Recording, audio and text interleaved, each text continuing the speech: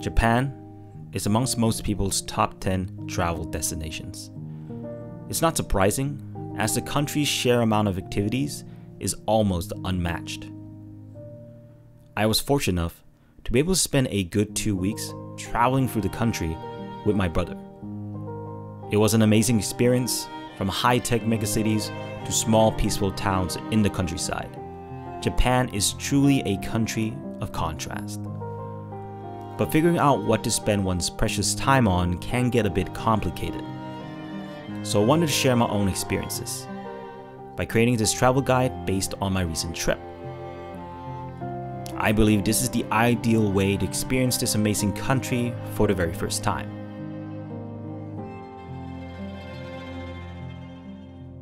The country is massive, consisting of over 6,800 islands, making it larger than Germany, and with its 127 million inhabitants, Japan is effectively the 10th largest country by population. The country consists mostly of 4 main islands.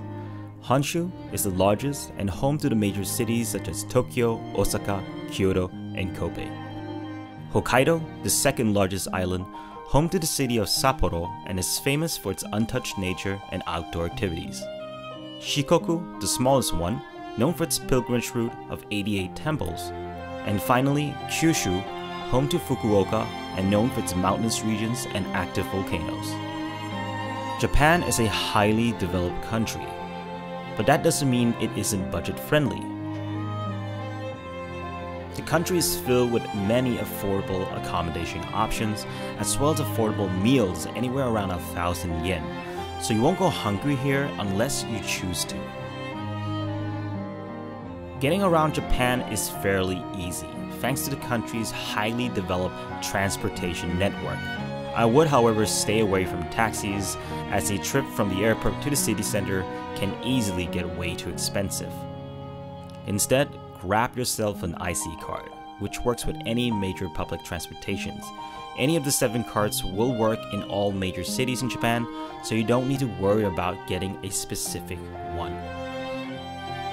As for planning on how to get from A to B, I pretty much only use Google Maps. That also goes for what metro lines I should take and what connections I should make during my trip. With all that said, all that would be useless without you being connected. For my trip, I purchased a prepaid SIM card from SIM Card Key for some light browsing and route planning. It works sufficiently for me, so you may want to check them out.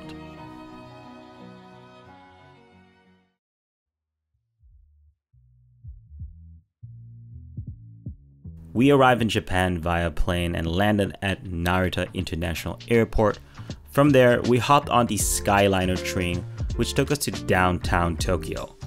If you're wondering what's the best area to stay in when in Tokyo, I generally recommend either Shinjuku or Harajuku. Shinjuku, if you're more for the nightlife drinking scene, as well as for the Shinjuku Station, which serves as one of the main transportation hubs in the city. Alternatively, Harajuku is more famous for its quirky Japanese fashion scene, but it's also far more relaxed compared to Shinjuku, and it's close to some famous landmarks such as Yoyogi Park and the Meiji Shrine. As for activities, it would be impossible to cover everything, but here are some of my highlights during the trip.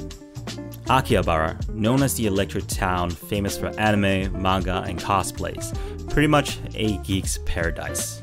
While in Akihabara, check out the massive Don Quixote shop. I reckon it's the place for a souvenir gift.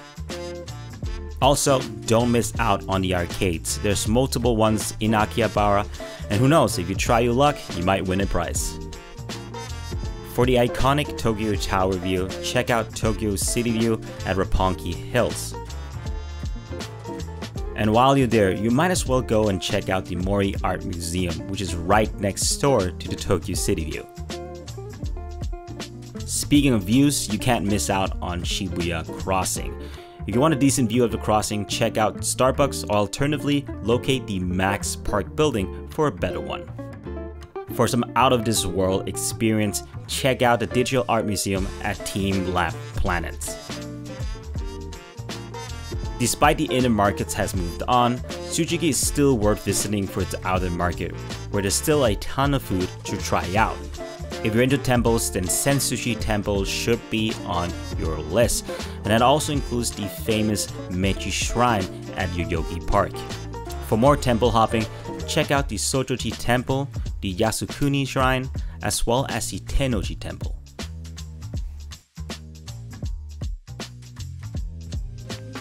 In terms of food, there's just too many good options here in Tokyo, so here's just a few that I enjoyed.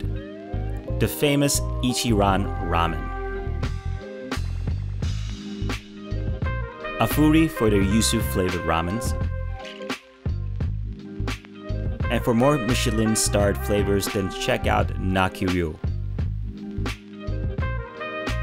If sushi is more your thing, then try out the quirky conveyor belt sushi at Obe Sushi or Genki Sushi. If you want to step it up a notch, then give Manten Sushi a try.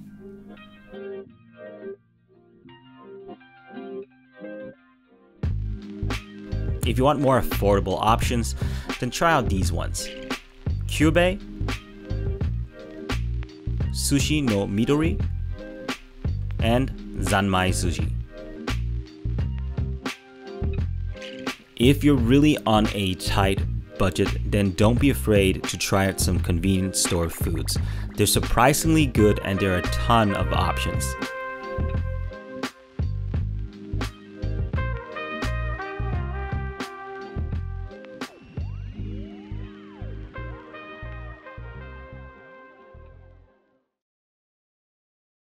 After spending a few days in Tokyo, we pack our bags and jump on the Shinkansen bullet train, which took us to the ancient capital of Kyoto.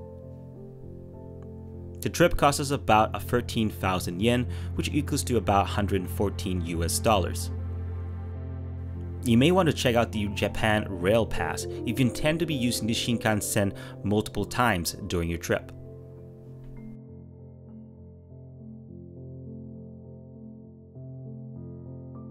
Kyoto is very different from the neon skylines of Tokyo. It's still a big city by all means, but it's much more steeped in history and traditions. While the city is known for its many temples, Kyoto still has a vibrant nightlife and plenty to offer for a wandering tourist. As for where to stay, I highly recommend staying anywhere near or around the old Gion area where you find most tourist activities. Start your exploration off by heading to the old district of Gion.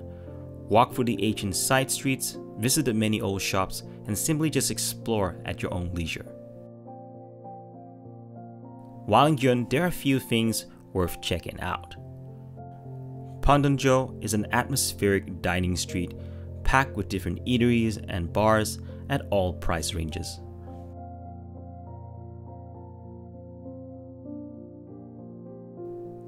The ancient streets of Hanami-Koji. Here you'll find old wooden storefronts, and if you're lucky, you might even get a few snaps of geishas in between appointments. The Nishiki Market is also a great place to explore. Here you'll find hundreds of small different shops, and you'll also be able to taste some tasty local foods. One thing I highly recommend trying out is visiting Kagizen Yoshifuza for some Japanese traditional sweets. Don't miss out on their kuzukiri noodles.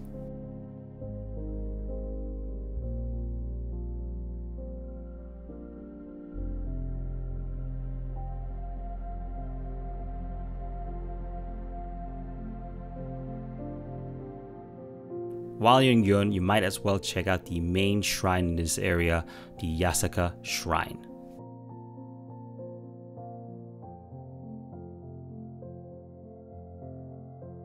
For more temple hopping experiences, visit the Nansanji Temple and its famous garden, the Kiyomizudera Temple and its amazing view over the city, and finally, Fushimi Inari Shrine, famous for its thousands of torii gates.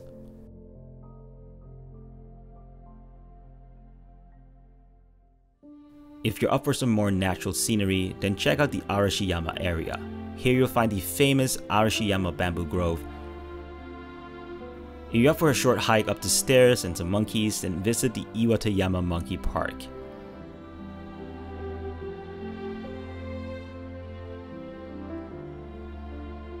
If you haven't had enough of temples already, then visit the famous Tenryuji Temple, as well as exploring its beautiful garden.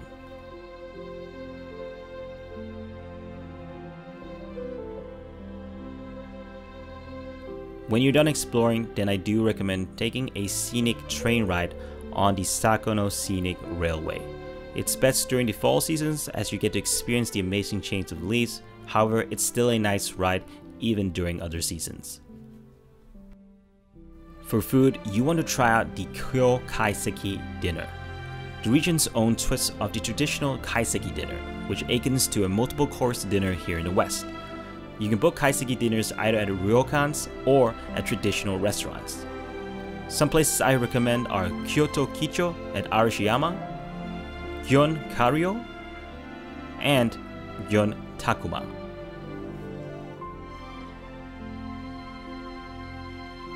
Besides kaisekis, there's always sushi, and one place I do recommend is Sushi Tetsu, very affordable and very good sushi for its price. Alternatively, if you want to try out something different, then try out the tempura at Komefuku. Oh, and don't forget, plenty of sauce. However, if you are in the mood for some proper meat, then try out some barbecue at Yakiniku Hiro. Here you can find some pretty tasty slices of meat at a pretty affordable price.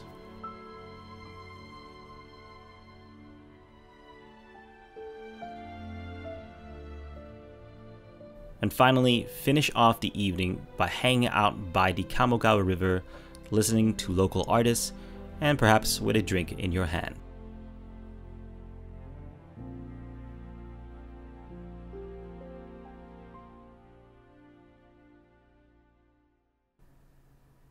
After Kyoto, we jump on the local train and head towards Osaka. Compared to Tokyo, which is often regarded as cold and reserved, Osaka is often seen as more laid back. The locals are known to be more friendly, more easygoing, and always down for some fun. While the city certainly has a more relaxed vibe such as Kyoto, what Kyoto brings in historic importance, Osaka is more about eating and drinking the night away. As for where to stay during your time in Osaka, I recommend staying in the Minami region, also known as Namba. Here you'll be close to most of the city's attractions such as Dotonbori and the Glico Man. As for things to do other than stuffing your face in the delicious food, here's a short list. Explore the famous Dotonbori area. Take a ride on the Tembo-san Ferris wheel. Be amazed by the Osaka Aquarium.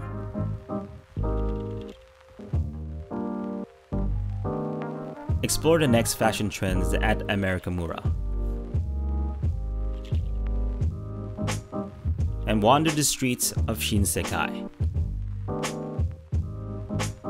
As for other activities to occupy your time with, check out the Umeda Sky Building, the Osaka Castle, as well as the Universal Studios if you're up for amusement parks. As I mentioned earlier, Osaka is basically food heaven. So there's plenty of good places to check out, but if you're still looking for recommendations, here's a few places I would recommend. Fukutaro for their okonomiyaki. If you're up for some yakitori, then visit Yakitonya Dayu Dayu. I probably butchered that.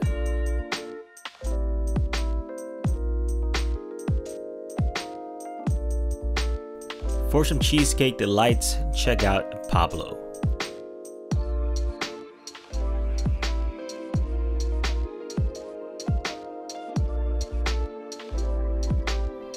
When you're in Osaka, you kinda need to try some takoyaki, so get some decent ones at Kukuru.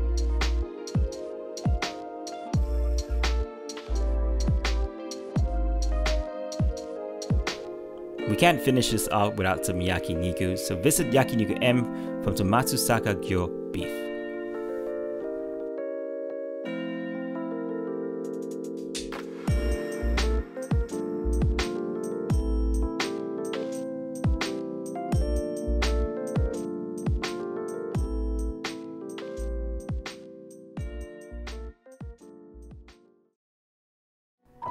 After gaining a few pounds in Osaka, it was time to get out of the city and get some fresh air. So we hopped on the local train and headed towards Nara. Nara is a small city located to the east of Osaka.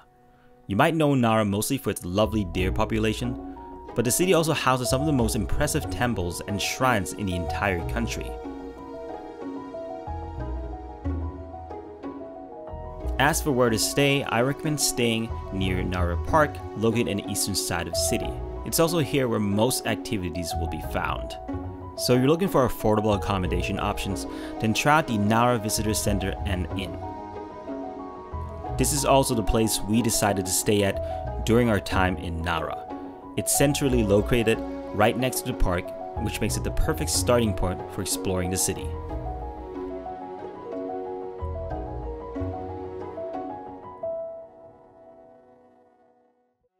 Most activities can be found in Nara Park. Here's a couple of our highlights. Isuen Garden,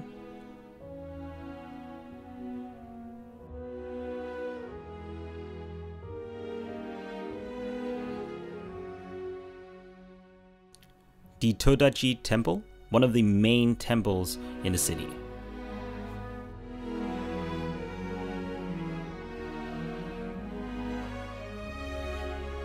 And obviously, you can't come to Nara without meeting the deers.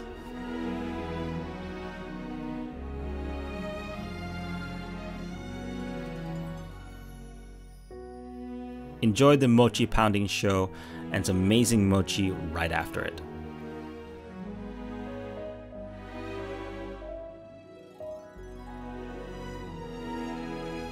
During the evening hours, there's no better place to hang out and have a chat with the locals than by the world famous lamp bar.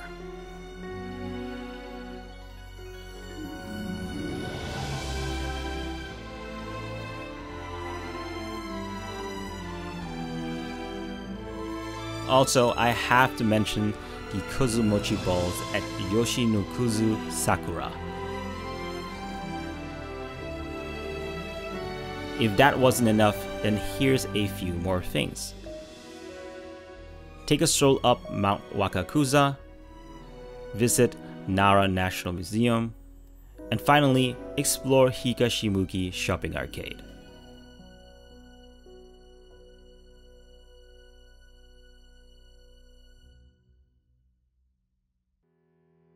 After Nara, we head back to Tokyo to spend our last remaining days in Japan.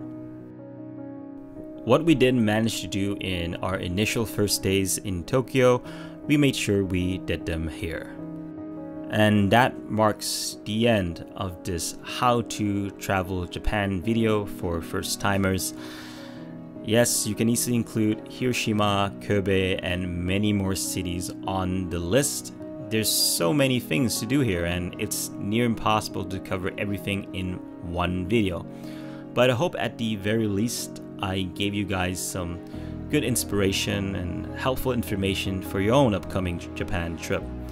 It was by far one of my all-time favorite trips so far, and there's still so many things I want to explore in Japan, and I can't wait for my next trip. So as always guys, if you enjoyed this video, give it a like, give it a comment. It truly makes a difference to my channel.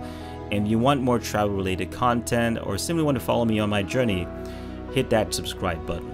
So yeah, that's all from me. Until next time.